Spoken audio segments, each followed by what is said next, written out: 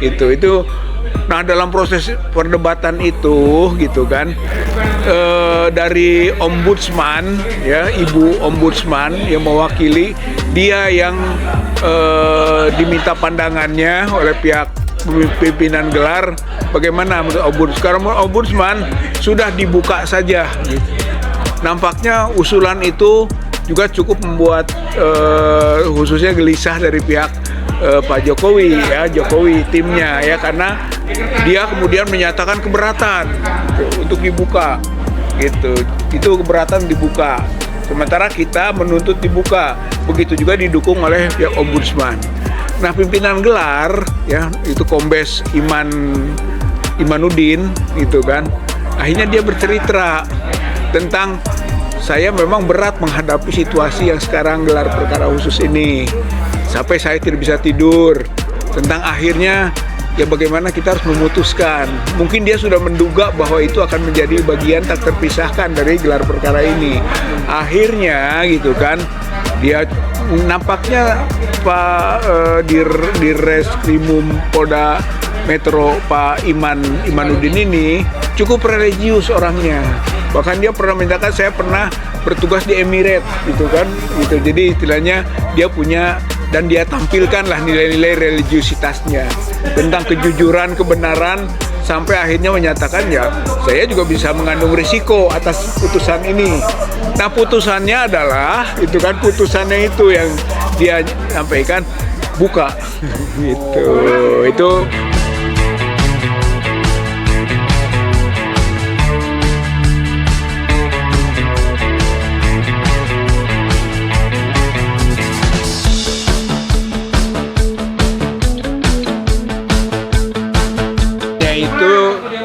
kan itu ada penyampaian dari pihak terlapor LP, tapi pelapor Dumas itu kita, itu kan, para tersangka ini.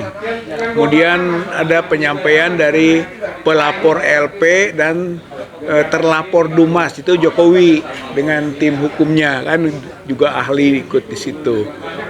Itu pertamanya dari pihak kita menyampaikan bahwa diharapkan pada saat gelar perkara khusus ini dapat ditunjukkan ijazah Joko Widodo yang masih simpang siur beritanya, apakah betul disita oleh pihak Polda atau berada di tangan Pak Jokowi. Itu kan selama ini, karena ada juga informasi Jokowi menunjukkan ijazahnya itu kepada Projo ya, Budi Ari dan beberapa temannya waktu itu, sehingga kok ijazah ada di Jokowi gitu kan, awalnya itu gitu kan. Nah, kemudian juga yang lain-lain lah tentang bahwa penetapan tersangka 8 tersangka ini tidak memenuhi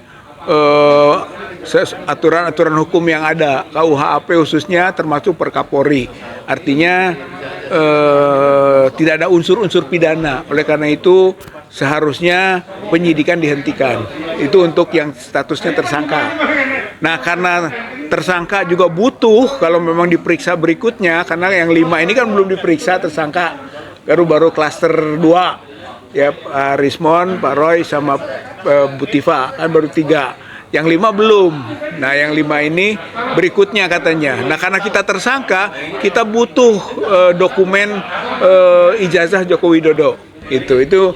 Nah, dalam proses perdebatan itu gitu kan, dari ombudsman ya, ibu ombudsman yang mewakili, dia yang diminta pandangannya oleh pihak pimpinan gelar bagaimana menurut ombudsman sudah dibuka saja gitu.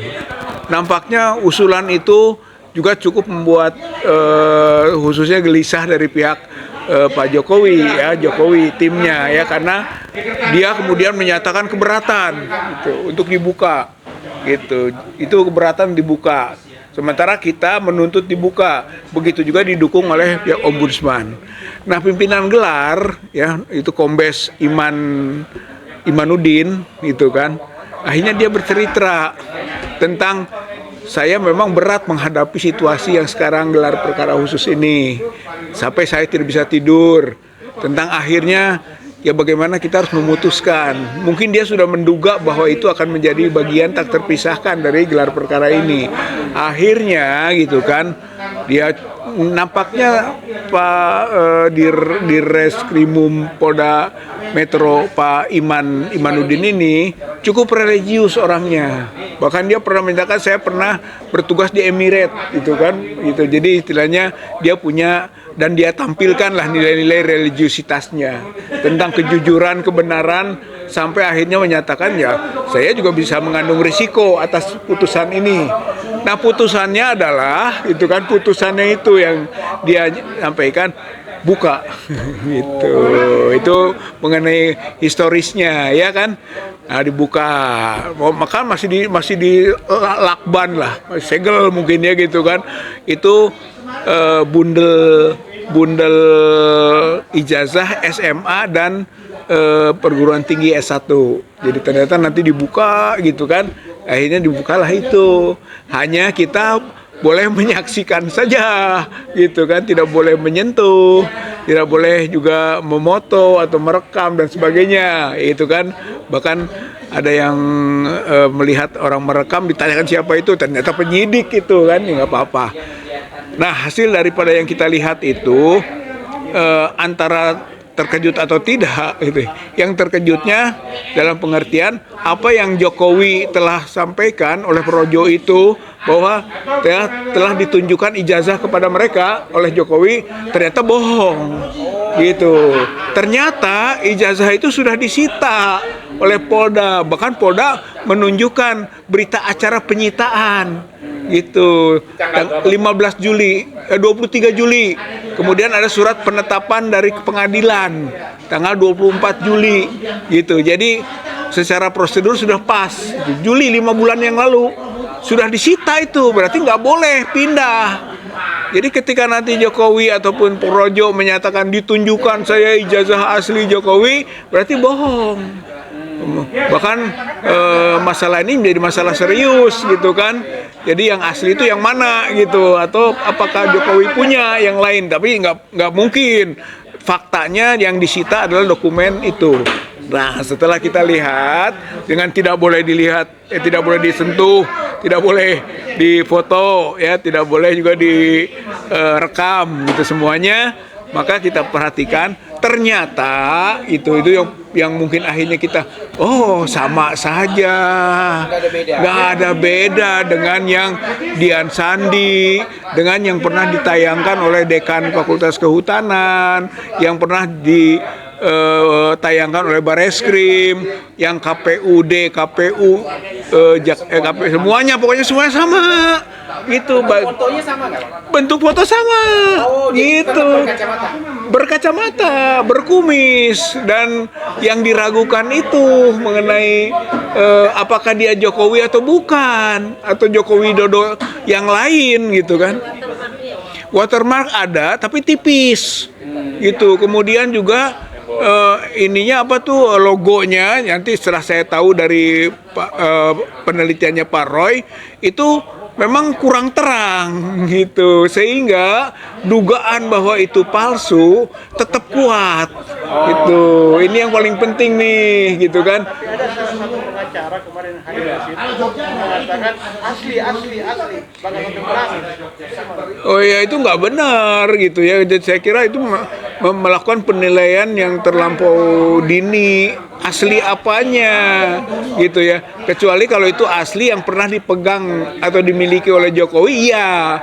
Tapi bahwa itu asli dalam pengertian original, otentik, yang memang dikeluarkan oleh UGM, itulah masalah berikut yang kita sedang hadapi sekarang ini. Dan inilah tuntutan kita, ya tuntutan kita sekarang, uji laboratorium forensik mengenai itu. Karena itu belum bisa disampaikan ke kita, gitu, belum bisa. Kan ngomong-ngomong, kalau nggak salah viral juga itu kan katanya ada pengusiran ya salah satu pihak Jokowi. Awalnya gimana sih Bang? Oh iya, yang Andi Azwan ya. Jadi Andi Azwan itu begitu kita masuk kok ada Andi Azwan. Itu sebagai apa Andi Azwan ini, gitu kan? Selama ini dia bukan kuasa hukum, bukan prinsipal, gitu kan? Sementara yang boleh masuk itu hanya prinsipal dan kuasa hukum. Maka di saat itulah oleh pihak kita dinyatakan ini Andi Azwan sebagai apa? Lalu oleh pimpinan gelar juga ini pertanyakan punya surat nggak, kuasa segala macam, karena nggak punya akhirnya dia sendiri gitu kan merasakan dia keluar gitu. Jadi seharusnya kan kalau sudah ditampilkan ijazahnya yang kemarin dalam perkara khusus ya, berarti memang udah fix ijazah itu yang selama ini beredar. Ijazah itulah yang ijazah yang selama beredar itu dan itu yang sudah dianalisis oleh Dr. Rismond, oleh Dr. Roy bahwa kalau yang begitu itu palsu. Oke, kalau tetap nanti masuk ke pengadilan tahu-tahu ijazahnya beda lagi gimana tuh Bang? Wah, itu bakal kena polisi dong. Oh, Iya kan, dia telah menyita sesuatu yang salah. Iya. Dan saya kira nggak mungkin lah setingkat Mabes Polri ataupun Polda Metro Jaya menyita barang yang bukan barang yang pemiliknya Joko Widodo atau memang itu dokumen yang dipegang oleh Joko Widodo gitu. Katanya dari pengacara katanya yang melaporkan ini kan sementara ini kan hampir sekarang kita melaporkan. Nah kemarin kan terbuka karena benar sampai melaporkan ini kan tes ke orang-orang ini. Ya maksudnya begini, Jokowi pada waktu itu mengatakan saya tidak pernah melaporkan orang-orang gitu kan, hanya peristiwa. Tapi kemarin gitu kan di sesi yang keduanya Pak Roy Rismond Dr. Tifa ya sebagai pihak tersangkanya itu ditunjukkan adanya LP laporannya. Di situ disebutkan nama-nama gitu. Jadi Jokowi nggak bener. Jokowi ini tipenya pembohong gitu sejak awal. Walaupun kita belum tahu juga itu apakah LP dibuat untuk menyesuaikan, bisa saja kan. Memang benar Jokowi pada waktu itu tidak. Sebab saya punya pengalaman ini. Waktu saya tanya, saya sebagai saksi, gitu kan, harus membuat kesaksian. Siapa terlapornya? Pernah itu. Kata dia, oh belum ada. Malah begitu kata pihak kepolisian belum ada. Ini namanya terlapor dalam lidik. Kita akan menyelidiki dulu sampai kemudian ditemukan siapa terlapor. Nah saat itulah kemarin digelar perkara khusus saya kemukakan itu bahwa ini kan telah delik, ini delik aduan. Nggak mungkin ada diterima delik aduan kalau tidak jelas siapa yang diadukan gitu. Malah kita balikin lagi, ini kesalahan kepolisian kok bisa menerima sesuai dengan apa pendapat dari atau disampaikan Jokowi gitu kan. Itu soal bentuk laporan tadi. Nah, yang orang itu ya Kang ya, yang dilaporkan sama Jokowi ya. Sebenarnya enggak, Jokowi variasi. Ini kan ada yang Jokowi melaporkan, berapa orangnya kita nggak tahu, ada yang disebut 5 gitu kan, ada 4, nggak jelas lah. Kemudian juga yang dilaporkan oleh Humanan, ada yang dilaporkan oleh Sweken, ya kan, ada yang dilaporkan juga oleh Andi Kurniawan gitu kan di Polres Jakarta Pusat, di Polres Jakarta Selatan, di Polres Bekasi, dan yang di Polda Metro itu hanya yang Jokowi gitu. Jadi digabungkan, bahkan kita mempertanyakan cara menggabungkan itu sesuai prosedur enggak, kok ada pasal-pasal digabung-gabung dan tersangkanya juga jadi banyak gitu. Kemudian katanya ada 6 pasal yang dijerat, atau 350 sama 352 ya. Nah, itu untuk yang klaster 1. Itu bedanya yang klaster 1 dan klaster 2. Itu klaster 2. Klaster 2. Kalau Roy Rismond Tifa itu ditambah dengan 32, 35 Undang-Undang ITE. Sementara kalau yang klaster 1 itu tambahannya pasal 160 menghasut dan Undang-Undang ITE pasal 27A dan 28 ayat 2 soal ujaran kebencian yang bersifat sara gitu ya. Di atas. Yang di Mabes bagaimana? Yang di Mabes, nah kita kan awalnya sudah berkesimpulan sudah dihentikan. Tapi kan kita sudah melapor ke Propam, gitu kan, untuk memproses Juhandani Raharjo Purwo atas pola penanganan penyidikan yang nggak benar sebagai di Reskrimum juga ya, di Dirtipidum, namanya Dirtipidum. Itu kan sudah kita laporkan. Kemudian ke Irwasum juga sudah kita laporkan bahwa ini ada masalah dalam proses penyidikan. Nah ternyata kesimpulannya Irwasum membuat surat ke TPUA. Ya, suratnya itu adalah bahwa kami masih melanjutkan, gitu. Jadi kami sedang meminta keterangan dari Bareskrim. Nanti kalau sudah ada keterangan mengenai proses-proses dan sebagainya, kami akan laporkan, sampaikan segera kepada TPUA. Itu. Jadi kesimpulannya masih jalan. Masih proses yang terjadi. Masih proses, belum selesai yang Bareskrim. Itu tagihan kita itu. Gitu. Jadi ini menjadi penting kalau menurut saya. Proses yang di Bareskrim itu masih ada buntut. Gitu. Satu lagi Bang, di awal kan Bung Ahmad Kozidul sempat bilang bahwasannya ada satu tersangka yang belum diperiksa. Oh. Itu kan dari satu kesatuan dokumen harusnya. Ya, Itu gimana Bang anggapinya? saya sangat setuju gitu kan, bahwa karena 8 tersangka itu kalau salah satu sangka tidak memenuhi proses yang ada, maka harus gugur semua. Saya kira itu bagian dari proses pengguguran lah. Kalau menurut saya mah banyak pintunya untuk bisa menggugurkan status tersangka ini gitu ya. Antara lain dari soal tidak diperiksanya salah satu tersangka itu. Nggak pernah diperiksa waktu penyidikan, tiba-tiba jadi tersangka. Itu yang nggak boleh itu. Itu juga oleh pengawas eksternal ditanyakan apakah betul begitu. Memang begitu. Nah kita harapkan nanti rekomendasinya, khususnya setelah diskusi dengan pengawas eksternal, adalah bahwa hentikan penyidikan itu karena satu soal tidak ada salah satu tersangka nggak pernah diperiksa tiba-tiba jadi tersangka satu.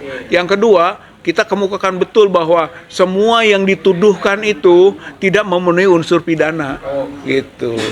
Oke Bang, makasih Bang. Siap. Satu lagi, informasinya Kang Rizal, kamu dapat informasi Kang Rizal dicekal Kang. Oh iya Pak, ya betul. Jadi satu hari saya pulang gitu kan, pulang sana malam hari besoknya gitu kan, ada surat ke rumah, yaitu surat pencekalan, cegah dan tangkal. Cegah ya maksudnya, kalau belum itu namanya cegah. Kalau dari luar ke dalam itu namanya tangkal. Itu tapi cekal istilahnya. Ya, surat dari imigrasi. Katanya ini dari usulan ataupun surat dari Polri. Jadi Polri maksudnya pasti yang berkaitan dengan status tersangka itu gitu kan. Nah masalahnya adalah sebenarnya kenapa kita yang dicekal? Yang harusnya dicekal mah Jokowi. Gitu. Dia yang sebetulnya yang diduga memalsukan ijazah gitu kan. Dia juga yang punya peluang untuk kabur gitu ya. Kalau saya mau kabur bagaimana? Saya sedang mengurus proses ini di dalam negeri. Buat apa kabur? Gitu, bahkan harus sampai tuntas gitu dengan segala risikonya kan. Jadi istilahnya nggak ada alasan kabur gitu. Cuman persoalan yang dihadapi mungkin agenda-agenda misalnya untuk beribadah umroh dan sebagainya ya terganggu gitu. Hanya itu saja gitu kan konteks efek daripada pencekalan. Sedangkan yang lainnya nggak ada gitu. Baik Bang, makasih Bang. Yuk.